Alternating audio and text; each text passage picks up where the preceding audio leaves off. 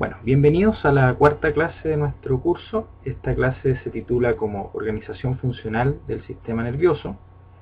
Vamos a ver qué es la organización funcional. Fundamentalmente, el índice de la clase vamos a partir por la definición de organización funcional del sistema nervioso. Luego vamos a definir lo que son las vías nerviosas. Después vamos a hablar un poco del dominio de vías de una neurona, cómo se determina y cómo eso está implicado en el comportamiento. Para pasar finalmente a la definición de los sistemas neuronianos. Después vamos a hablar un poquito del cruzamiento de las vías, cómo está estructurado esto en el sistema nervioso periférico y central. Y finalmente vamos a hablar de cómo la organización funcional del sistema nervioso tiene relación directa con nuestro comportamiento. Partiendo siempre desde la visión que yo les planteaba en un comienzo, en las primeras clases, de que la estructura determina la función, y por ello mismo el dominio de vías, la organización funcional del sistema nervioso es una descripción estructural, es decir, a pesar de que tiene repercusiones en el aspecto funcional de nuestro sistema nervioso, es la forma en que están distribuidos los elementos del sistema. Y los elementos del sistema están distribuidos en caminos o vías a través de los cuales estas neuronas, que son los elementos, se interconectan dentro del sistema nervioso. Y esa distribución espacial no es trivial, puesto que determina las funciones de los diferentes sistemas y los subsistemas en nuestro sistema nervioso, y por lo tanto tiene una repercusión directa sobre el comportamiento. No quiero que se entienda que la organización funcional es el conjunto, la suma de todas las vías que uno puede describir. La organización funcional del sistema nervioso tiene más que ver con una maraña, como con una telaraña donde todos los elementos están múltiplemente conectados, y sobre todo si vamos más a nivel del sistema nervioso central, al cerebro, al encéfalo. Las neuronas en esos dominios, digamos, están altamente interconectadas entre sí, reciben numerosas conexiones recíprocas, y una neurona puede participar en más de una vía puede participar en más de un sistema, y los mismos sistemas a la vez están altamente interconectados. Por lo tanto, el sistema nervioso es más una red distribuida de procesos más que un sistema lineal, no es como una línea del tren, pero efectivamente se pueden describir ciertas vías que son más masivas y por lo tanto tienen alguna implicancia mayor. Sobre todo es más claro esto en los sistemas aferentes y eferentes. Vamos a ver después cuáles son estos. En el sistema nervioso central es mucho más complejo encontrar, digamos, vías tan claras, pero efectivamente las hay. Hay redes entre las neuronas que generan vías que son significativamente más importantes en términos de sus conexiones sinápticas, en términos de cómo se propaga la excitación a través de ellas. Las vías nerviosas entonces son caminos a través de los cuales se propaga la excitación de una neurona.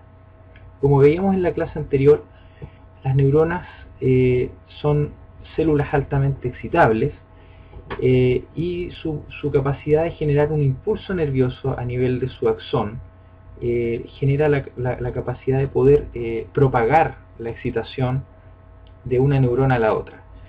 Que esto no se entienda mal. En muchos libros de texto ustedes van a encontrar una definición de propagación del impulso o transmisión del impulso. Eso es categóricamente erróneo.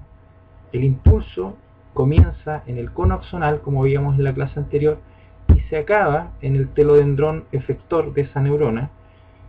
Es decir, dura la propagación en el axón solamente. Es imposible que un impulso se propague a la siguiente neurona, porque la siguiente neurona tiene que ser excitada en su membrana somatodendrítica, y la membrana somatodendrítica es de respuesta graduada, por lo tanto va a ser modulada la actividad a ese nivel, pero el impulso no se propaga. Lo que sí se propaga es la excitación. Entonces las vías son caminos a través de los cuales se propaga la excitación. Vamos a ver la definición de vía nerviosa. Entonces la vía nerviosa sería una secuencia lineal definida de neuronas interconectadas que permite la propagación de la excitación en el sistema nervioso siguiendo un recorrido determinado. Las neuronas que constituyen la vía están conectadas por sinapsis químicas primarias. Ya vimos lo que significaba eso, de características axodendríticas y o axosomáticas, es decir, entre un telodendrón efector y el soma o las dendritas de la neurona postsináptica siguiente. ¿Ya? Hay una característica que tienen las vías que es su unidireccionalidad. Esta característica tiene que ver con que la propagación de la excitación se da en una sola dirección. El impulso viaja desde el soma de la neurona, desde donde se crea en el cono axonal, ¿cierto?, hasta el telodendrón efector, y el telodendrón efector estimula, le hace cosquillita a la neurona siguiente para que también se excite.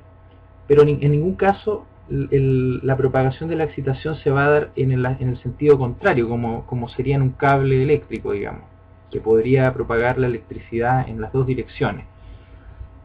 En la vía nerviosa, la unidireccionalidad es una característica estructural de la forma en que están configuradas las neuronas. Solo el telodendrón efector puede estimular al soma o a las dendritas de la neurona siguiente y no viceversa.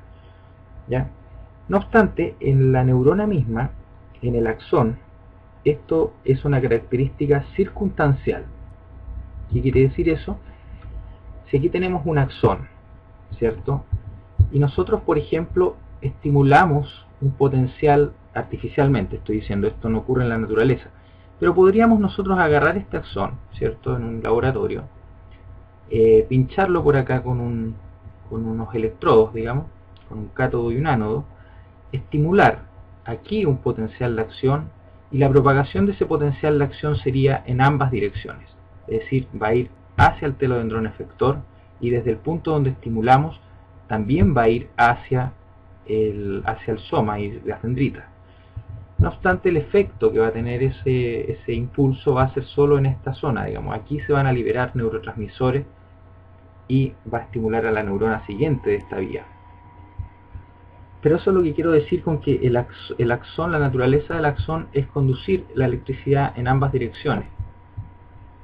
Pero como generalmente es estimulado en esta zona, donde se conjuga toda la actividad, toda la excitación del soma y sus dendritas, digamos, aquí es donde se constituye el umbral de excitación, y aquí comienza el potencial y se propaga en esta dirección hacia el telodendrón efector, donde es liberado el neurotransmisor y sigue la siguiente, y excita a la siguiente neurona de la red, de la vía. Pero como les decía, si nosotros artificialmente lo estimulamos en cualquier punto, la propagación es bidireccional, ¿ya? Entonces en el axón es una condición circunstancial, pero en la vía es una condición estructural, es decir, está determinado de esa manera, porque las dendritas y el soma no tienen la capacidad de excitar al axón, solo en una dirección, digamos. Estructuralmente está determinado así por lo que vimos en la clase pasada, de los canales iónicos y todo aquello. La membrana que es excitable es la membrana somatodendrítica en este caso, por el telodendrón efector. Bien, supongo que esto quedó bien claro. Hay distintas clases de vías nerviosas.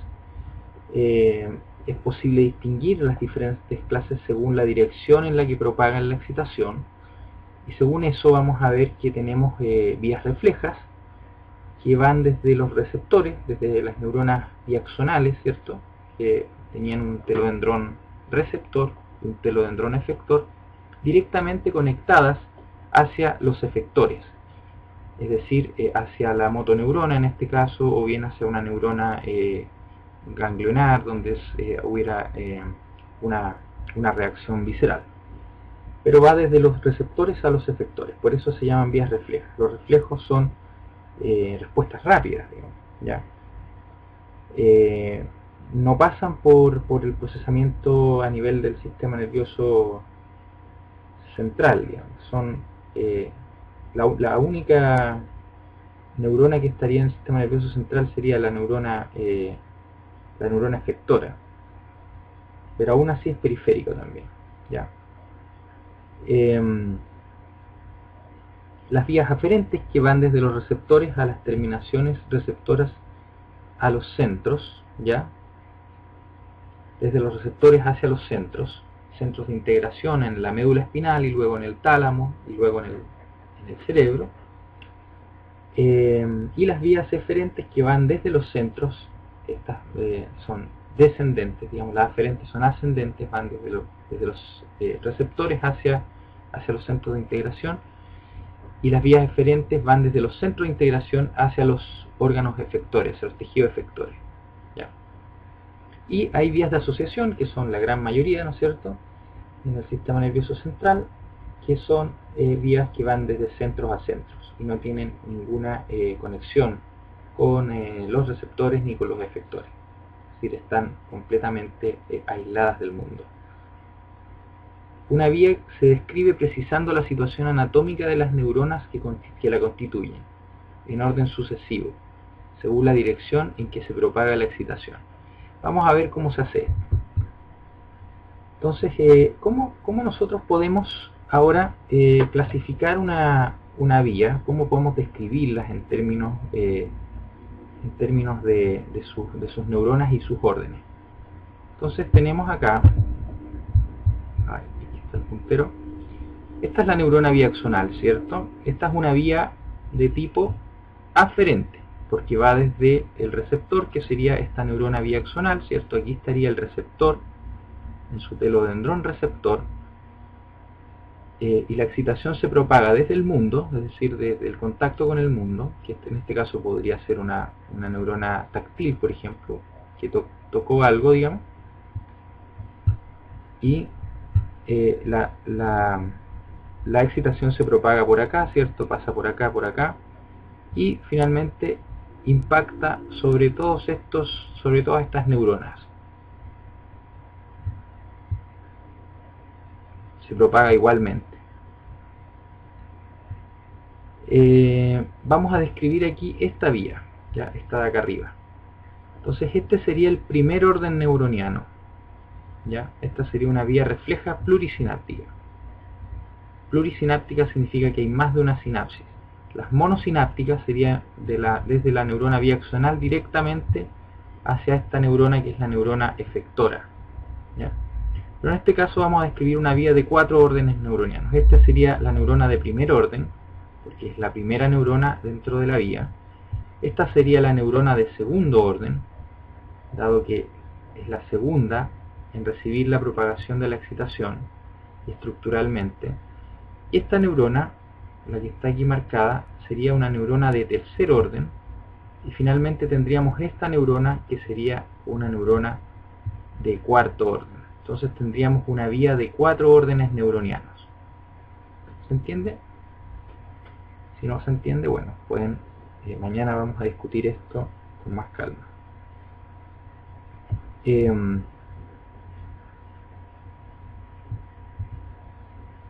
Entonces aquí estamos describiendo, esta neurona también genera otras conexiones, y esta por otro lado genera también otras conexiones.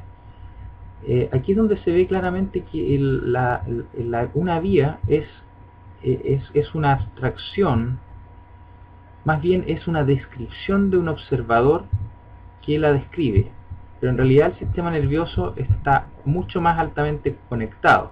No obstante, uno puede seguir la excitación aquí por esta vía perfectamente, pero existen otras vías colaterales, digamos, que serían estas otras de acá y estas otras de acá, que no estamos describiéndolas en este momento, ¿ya?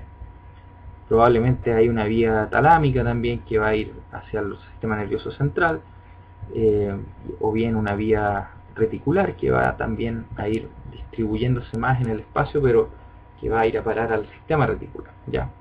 Pero en este caso nos interesa solo esta vía, que es la vía refleja plurisináptica. Entonces las neuronas tienen ciertos, como les decía, dado que establecen sinapsis con más de una neurona no hace parte solo de una vía, sino que hace parte de un conjunto de vías, existe el concepto de dominio de vías de una neurona. Y el dominio de vías de una neurona está determinado y definido por la sinapsis que dicha neurona establece. ¿Se acuerdan cuál era la diferencia entre establecer sinapsis y recibir sinapsis? Las neuronas reciben sinapsis de otras neuronas y por lo tanto actúan como neuronas postsinápticas, pero cuando establecen sinapsis son las sinapsis que se proyectan de su telodendrón efector. Entonces puede establecer sinapsis con más de una, puede tener varias proyecciones, varias ramificaciones, y puede estar estableciendo sinapsis con más de una neurona. Entonces con el conjunto de neuronas con las que esta neurona establece sinapsis define el dominio de las vías de esta neurona.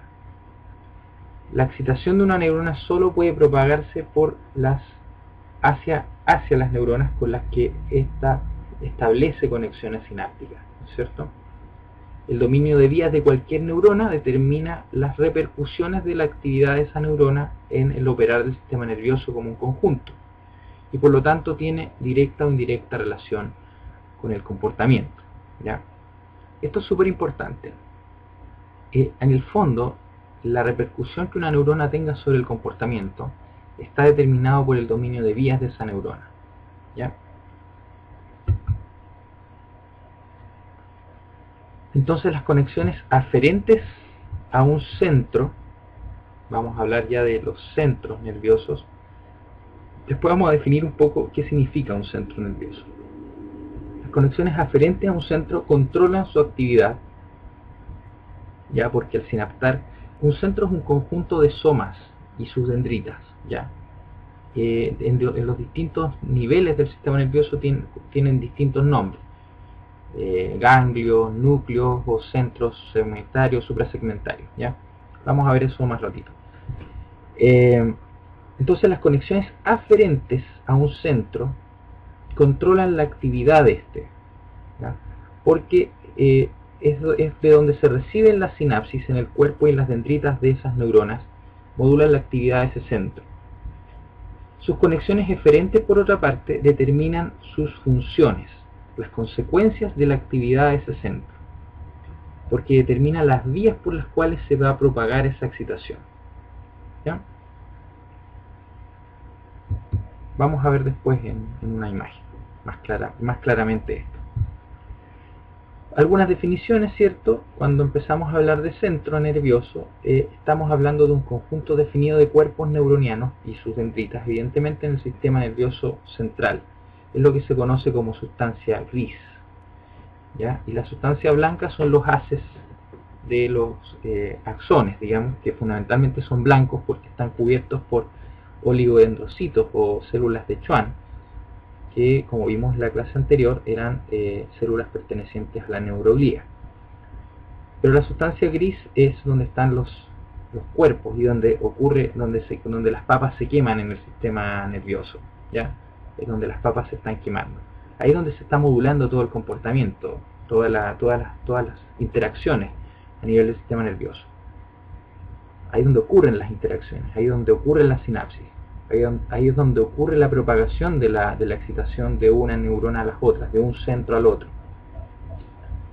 Entonces existen conexiones aferentes a un centro, que son las fibras que llegan al centro y establecen sinapsis con sus neuronas, modulando su actividad, es decir, sus neuritos presinápticas respecto a las neuronas del centro, ¿ya? Las conexiones son neuritos presinápticos, ¿ya? Con respecto a las neuronas del centro. por lo tanto son de un orden neuroniano anterior.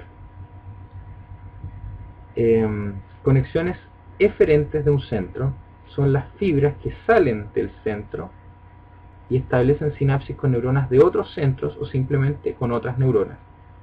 Son los neuritos o axones de las neuronas que pertenecen a ese centro, ¿ya?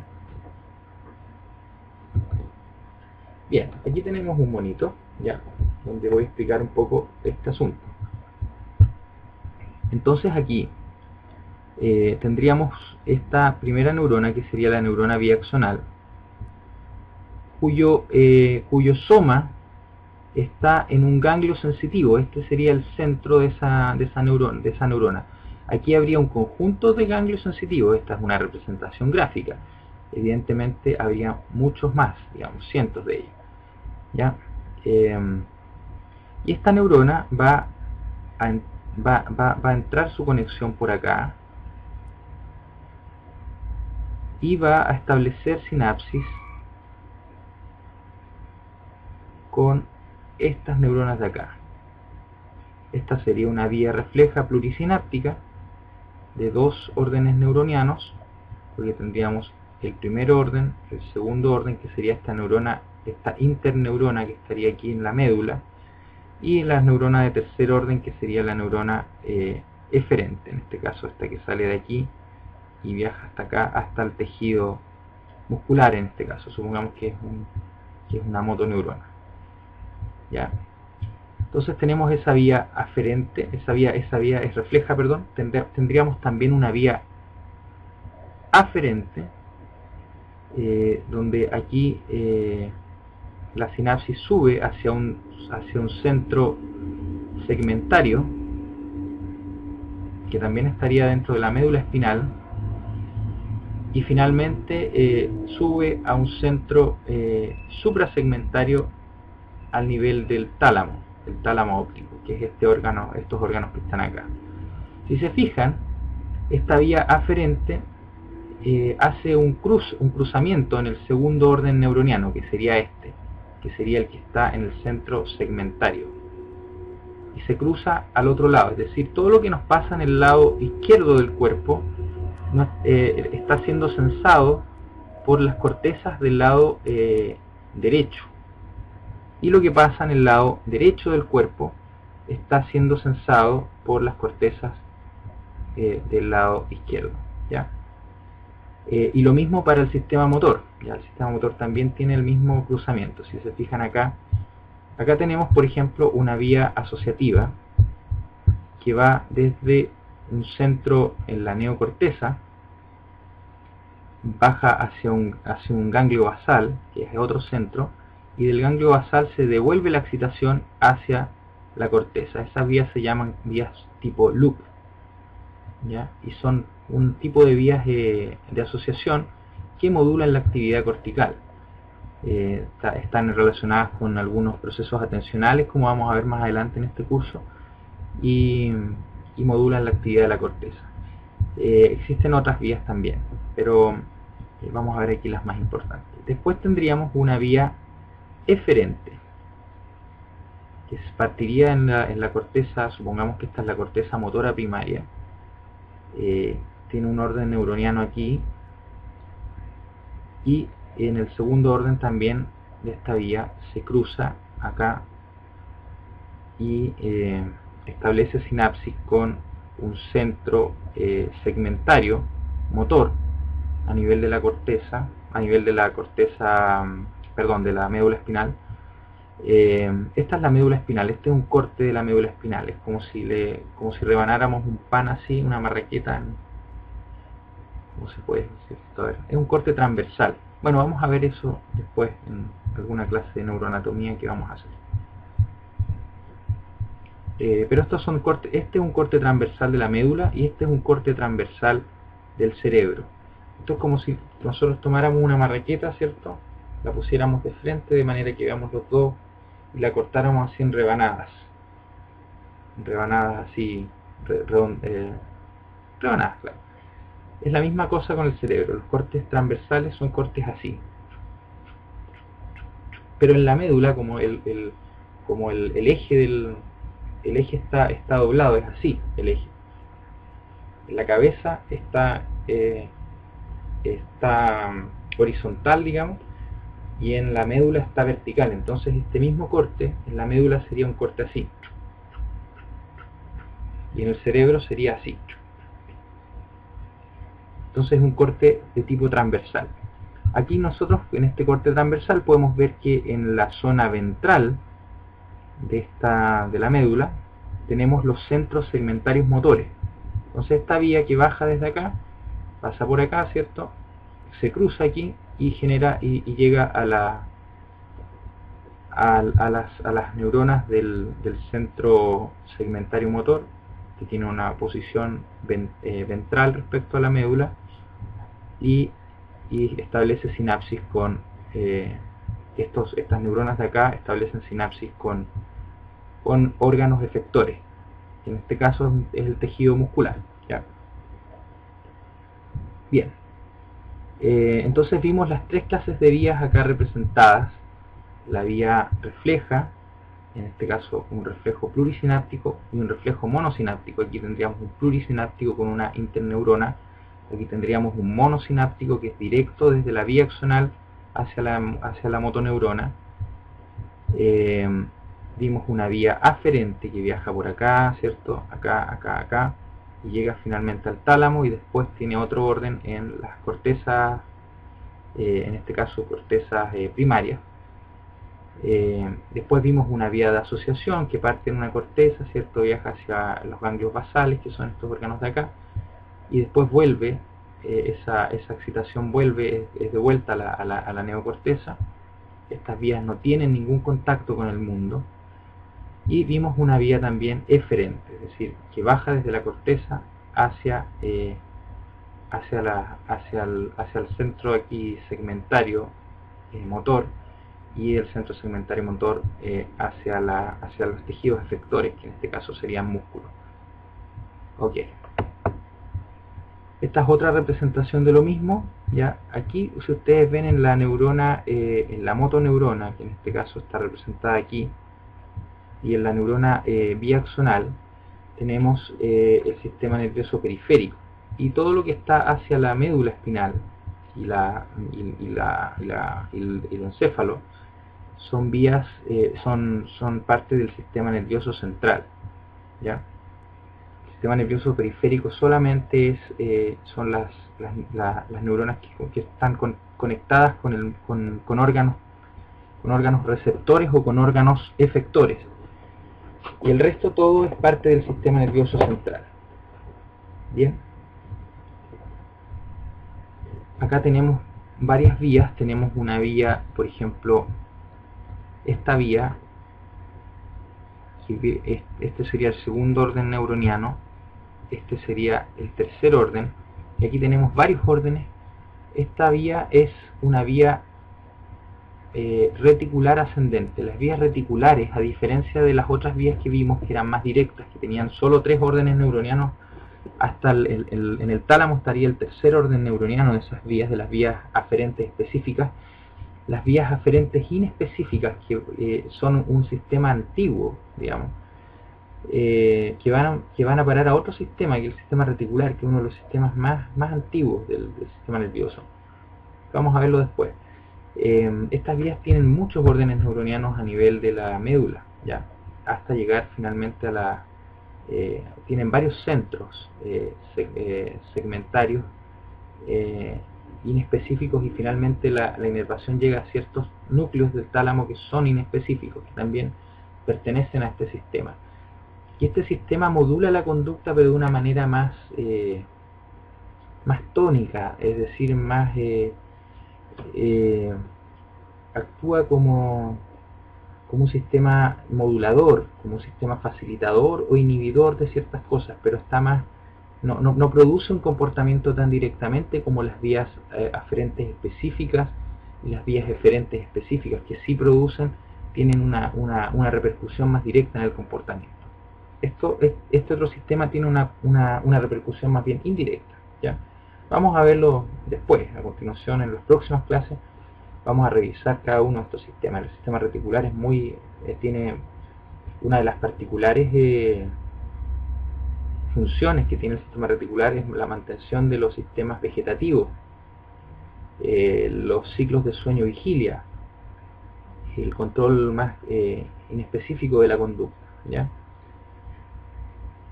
Y aquí tenemos la misma vía que les describí recién, una vía específica aferente, que tiene dos órdenes, o sea, 3 órdenes neuronianos hasta el tálamo. Este sería el primer orden siempre, la neurona biaxonal. Después tenemos esta neurona que es de segundo orden. Y finalmente tenemos en el tálamo específico la neurona de tercer orden, y hacia las cortezas primarias, digamos, tendríamos el cuarto orden, y ahí ya se vuelve más inespecífica la cosa, o sea, menos determinada. A pesar de que estos sistemas tienen bastantes órdenes neuronianos que sí podemos determinar a nivel de la neocorteza. Vamos a ver después, cuando veamos el sistema visual, en la percepción visual, vamos a ver claramente estas vías que son bastante particulares, ¿ya? Y tenemos hacia abajo lo mismo de lo anterior, ¿no? Estas neuronas que vendrían a ser, que vendrían a bajar, digamos, y finalmente llegar a esta sería una vía refleja plurisináptica, y esta por otro lado, esta de acá, sería una vía refleja monosináptica, ¿ya? Monosináptica significa que tiene dos órdenes neuronianos, de un receptor directamente al efector, en este caso esta. Y plurisináptica significa que hay más de un orden. Entonces tenemos una neurona, la de primer orden, que siempre es la neurona biaxonal, la neurona de segundo orden, que sería una interneurona. Aquí tendríamos una neurona de tercer orden, y finalmente una neurona de cuarto orden hasta el efector. Sería una vía plurisináptica de 4 órdenes, como la que vimos anteriormente, más esquematizada en el primer esquema que les mostré. Bien, la selección de una vía dentro del dominio de vías de una neurona es la determinación de la diferente probabilidad de propagación de la excitación por cada una de las vías del dominio de una neurona. ¿Qué quiere decir esto? Básicamente quiere decir que la probabilidad de la excitación de una neurona es diferente en sus diferentes vías. Y esto tiene harto que ver con un fenómeno que los psicólogos somos bastante buenos para describir, que es el fenómeno del aprendizaje. Cuando ocurre un aprendizaje, lo que ocurre es que se facilitan ciertas vías de propagación de la excitación, y eso queda estructuralmente determinado en el establecimiento de sinapsis más eficientes, es decir, o aumento del número de sinapsis o aumento de la conductividad de esa sinapsis, ¿ya? Y eso se conoce como la eficiencia de la sinapsis, ya que lo pueden ver en la clase anterior. Y podemos ver otras variables, ¿no es cierto? Pero por ahora quédense con esa idea, ¿ya? Bueno, vamos a pasar ahora a los sistemas neuronianos. Esta parte es súper importante porque nos va a marcar este resumen, esta pincelada que vamos a hablar acá de los sistemas neuronianos, va a marcar lo que vamos a continuar haciendo en el curso, que fundamentalmente es describir estos sistemas neuronianos en términos de sus funciones específicas, ¿ya? Lo que vamos a hacer ahora es definir estos sistemas neuronianos, y lo que vamos a hacer después, clase por clase, es ir viendo cada una de las funciones psicológicas. Psicológicas me refiero a las funciones que tienen estos sistemas que ver en el comportamiento para cada uno de estos sistemas. Entonces es importante que en esta parte pongan bastante atención, porque sienta como el mapa del curso, ¿ya? Vamos a definir un sistema neuroniano como un conjunto definido de centros. Ahora, el centro era un conjunto de somas, ¿cierto? Y sus dendritas. Estos centros participaban en vías, ¿cierto?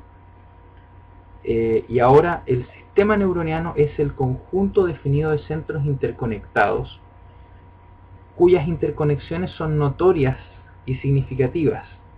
¿ya? Y pueden definirse tanto anatómica como funcionalmente. Evidentemente, estos sistemas no son sistemas independientes. No existe en el sistema nervioso un sistema que sea independiente del otro. De hecho, muchos de los elementos de un sistema neuroniano pueden participar de más de un sistema. Por ejemplo, centros que están relacionados con una función endocrina y que por otro lado también cumplen una función en el sistema neotalámico, digamos, ¿ya? Y vamos a ver ahí bastantes interconexiones. Lo importante aquí es que su descripción se hace en abstracción de otras conexiones. Esto revela la interdependencia de los varios sistemas neuronianos descritos en el sistema nervioso. No hay sistemas que sean autónomos. Incluso algunos centros pueden ser descritos en más de un sistema, como les acabo de decir. ¿Ya? Eso es importante que les quede claro, que el sistema nervioso es una maraña. Lo que tratamos de hacer nosotros como observadores es describir algunas relaciones que son más recurrentes, que son más importantes.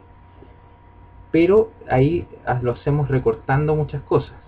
Entonces hay que tener ojo, digamos, que a veces las definiciones nos juegan más en contra que a favor. Pero si queremos entender cómo funciona esto, es importante que tengamos claro que existen estas conexiones más significativas entre ciertos elementos y no otros, ¿ya?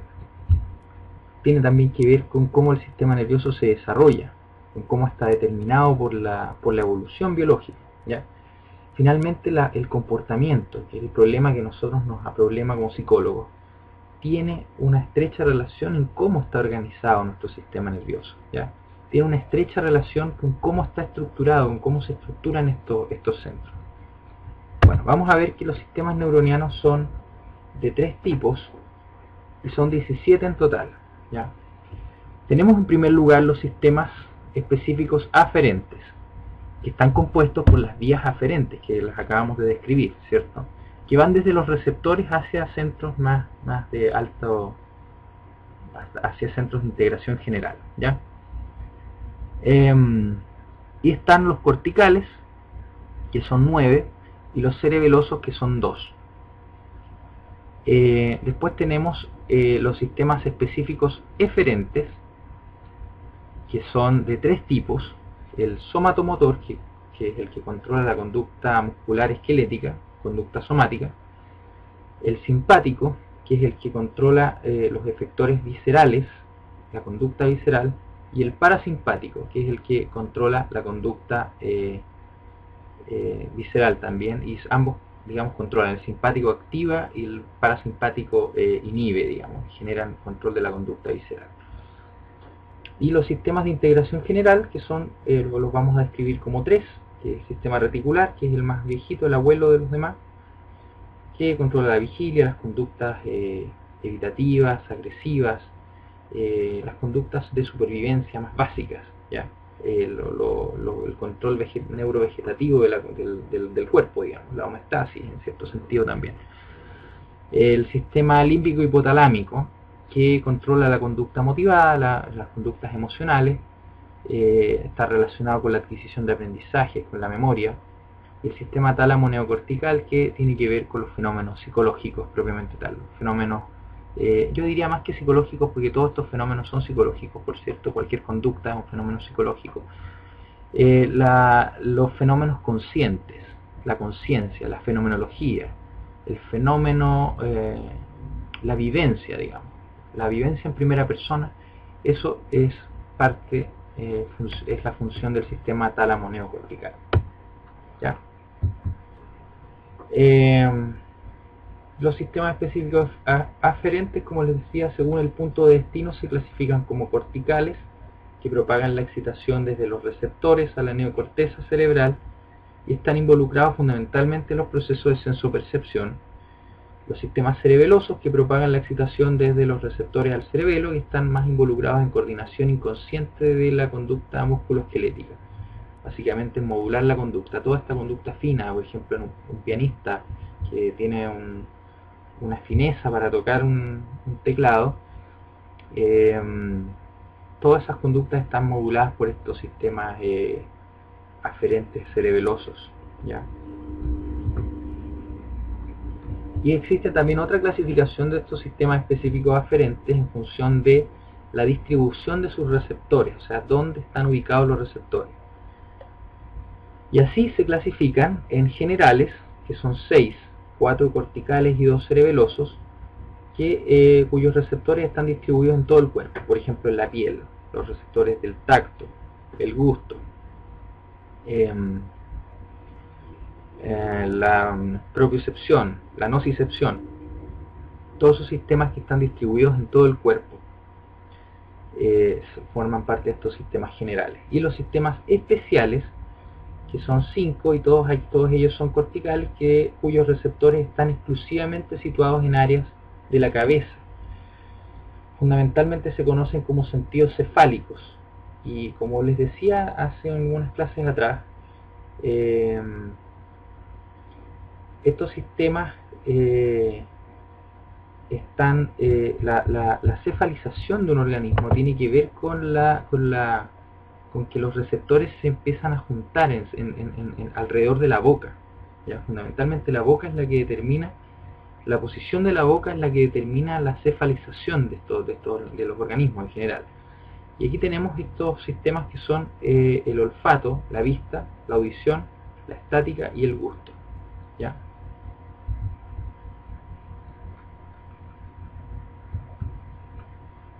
Y los sistemas específicos eferentes son 3. Participan directamente en la emisión de conductas efectoras. Se clasifican según los efectores que controlan. ¿Ya? Entonces tenemos el sistema somatomotor, que controla la musculatura esquelética, fundamentalmente el movimiento del cuerpo. ¿Ya? Conductas somáticas, motricidad somática. ¿Ya? Y los sistemas simpáticos y parasimpáticos, como les decía, que ambos de forma independiente pero involucrada, ¿cierto? Y de forma coordinada generan o modulan la conducta visceral, las emociones, todo lo que se siente en el cuerpo, la regulación de la homeostasis, la osmorregulación, la termorregulación. Participan en todas esas funciones más específicas. La activación emocional es fundamentalmente fruto de la actividad de estos sistemas simpático y parasimpático. En su conjunto, estos sistemas se han denominado sistema nervioso autónomo en algunos otros textos. Eso es una mala clasificación, en verdad, dado que en ningún caso existe un sistema que sea autónomo, como les decía anteriormente. Y en último caso se le llamó así porque eran conductas que no eran controlables volitivamente. Pero hoy por hoy se sabe que sí se pueden regular volitivamente, digamos, en técnicas como la meditación, por ejemplo, o la hipnosis. Se pueden generar modulaciones de la temperatura, del ritmo cardíaco, de la presión arterial, etcétera, etcétera, de todas las funciones viscerales más conocidas. Incluso hace unos años atrás, o sea, en realidad hace varios años atrás, por ahí por los años 70, el profesor Santibáñez, con quien tuve el gusto de trabajar, estaba trabajando con técnicas de hipnosis para regular la insulina en diabéticos, y al parecer le daba buenos resultados, pero lamentablemente esas investigaciones fueron, esto dato anecdótico, anexo a la clase, pero evidentemente me gusta comentar estas cosas. Al parecer fueron desechadas producto de que era un mal negocio para la industria farmacéutica, ¿ya? Y muchas de las cosas que se hacen en psicología que involucran el cuerpo o pueden involucrar el negocio de las farmacéuticas van a ser rechazadas por la investigación. Al final la ciencia no es tan limpia como parece, pero bueno, por lo menos es un sistema un poco más democrático de lo que son otros. Ese es un paréntesis nomás, pero bueno. Y después tenemos estos sistemas que son los sistemas de integración general. Son 3 fundamentalmente y tienen componentes solamente en el sistema nervioso central. Y ahí tenemos el sistema reticular, ¿cierto? Que el sistema es un sistema extendido en toda la longitud del sistema nervioso central, implicado en los mecanismos de vigilia, alerta, atención, entre otros. Control de la conducta también. Vamos a ver que está muy de moda hoy día el sistema dopaminérgico, por muchas cosas, digamos, porque regula la conducta, porque al parecer tiene que ver con el yo, con el self, con el autocontrol. Y ese es un sistema altamente modulado por la red reticular del sistema dopaminérgico. Ya, lo vamos a ver más adelante, dentro de las clases que veamos los lóbulos frontales. El sistema límbico hipotalámico, cuyos componentes se sitúan en el cerebro, con dos excepciones, que son unas unidades mesencefálicas, que está implicado en los comportamientos incondicionados de supervivencia, fundamentalmente el sueño y la vigilia, el comportamiento instintivo, las emociones, la atención, los mecanismos de adquisición de aprendizaje, memoria episódica, semántica, memoria emocional, etc. Y el sistema tálamo neocortical, que es un sistema neuroniano cuyos componentes se sitúan en el cerebro, fundamentalmente en la neocorteza, está implicado característicamente en funciones conscientes, como la sensopercepción, el lenguaje, la memoria consciente, el control volitivo de la conducta, la conciencia, el yo, la personalidad. Todas esas cosas son propias del sistema tálamo neocortical. Por eso se conoce como las funciones psicológicas, pero en realidad todos los sistemas de integración general tienen que ver con las conductas psicológicas, entendiendo como conductas psicológicas cualquier tipo de conducta, digamos. Todas las conductas tienen una implicancia psicológica. Vamos a ver después. A tiene también importantes conexiones recíprocas con el cerebelo, porque evidentemente estas conductas son o bien modulaciones de la conducta motora, o bien conductas que son puramente psíquicas, ¿ya? Comportamiento psíquico. Bien, ya habíamos hablado un poco del cruzamiento de las vías, ¿cierto? Todas las vías aferentes y eferentes en general se cruzan tienen en la conexión segmentario-talámica.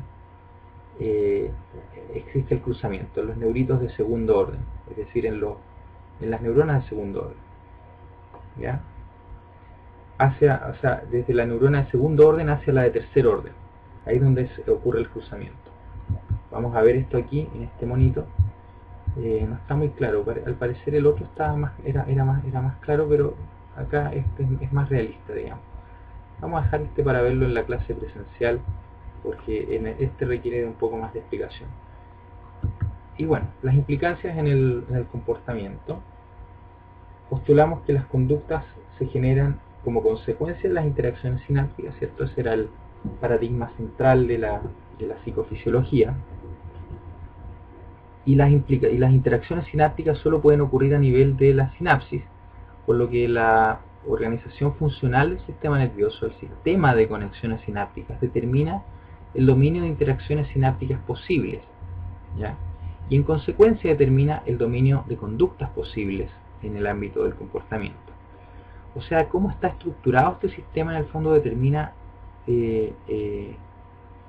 los procesos que son posibles, digamos. Sea este un proceso perceptual o un proceso de comportamiento. Entonces es súper importante entender cómo está estructurado el sistema nervioso, ¿ya? ¿Qué pasa si lo mismo del cruzamiento de vías? O sea, el mismo hecho de que estemos percibiendo las cosas del mundo con el hemisferio contralateral. Eso es bastante importante de tener en claro. Siendo la organización funcional del sistema nervioso un aspecto de la estructura del sistema nervioso, los factores primarios que contribuyen a conformarla son el código genético y la historia de interacciones. Este es el clásico problema de herencia versus ambiente. La herencia efectivamente tiene un dominio, establece, digamos, el tipo de conexiones o la estructura de la red en un primer momento. Establece que esta red sea igual para todos los organismos de una especie, por ejemplo. En este caso nosotros que somos mamíferos y como especie Homo sapiens, digamos, pero los mamíferos en general comparten estas mismas categorías de sistemas. Evidentemente en nosotros, el Homo sapiens, el sistema tálamo neocortical está altamente más desarrollado que en nuestros organismos. Los delfines también tienen un sistema tálamo neocortical bastante desarrollado, de hecho se ha pensado que también tienen lenguaje y comparten muchos fenómenos psicológicos con nosotros, intencionalidad, entre otras cosas. Entonces, pero por ejemplo es muy distinto al sistema de un pulpo, que igual siendo un organismo muy inteligente, muy capaz de resolver problemas, es otra la forma y la estructura que tiene esta organización funcional. Por lo mismo tiene esto, la estructura de los distintos organismos tiene consecuencias sobre sus funciones posibles, ¿ya? Sobre cómo funciona. Entonces cuando nosotros nos preguntamos por qué ocurre un fenómeno psicológico, tenemos que ir a ver la estructura del sistema nervioso. ¿Cómo está estructurado eso en el sistema nervioso? ¿Por qué, por ejemplo, los psicópatas no tienen conciencia moral? Y si vemos la estructura del sistema nervioso, efectivamente, en la mayor parte de los psicópatas hay un daño en la corteza dorsolateral prefrontal que les impide inhibir la conducta, por ejemplo, el fenómeno de inhibición conductual. Y por otro lado existe una desconexión con el componente emocional, en el daño de una vía, por ejemplo, de la corteza cingulada anterior, que les impide también tener esa activación, esa consecuencia emocional de los actos psicopáticos. Entonces, cada vez que nosotros hacemos una descripción de un fenómeno, de un fenotipo psicológico, por decirlo de alguna manera, nosotros podemos remitirlo en la estructura. Y eso es súper importante. La estructura es la que determina la función. Si nosotros vemos la estructura del sistema nervioso, podemos describirlo en términos funcionales también. Podemos ver cómo esas funciones están dadas, dado que esa estructura es así. ¿Ya? Bien. Espero no haber dado, no haberlos lateado mucho, pero esto yo sé que aún es muy biológico, pero vamos, ténganme paciencia por favor, que ya vamos a ver cómo todo esto en el fondo nos va a servir como marco de referencia para entender todos los demás sistemas y ya las funciones psicológicas más de nivel integrativo, es decir, todo lo que nos proponemos revisar en este curso. Muchas gracias.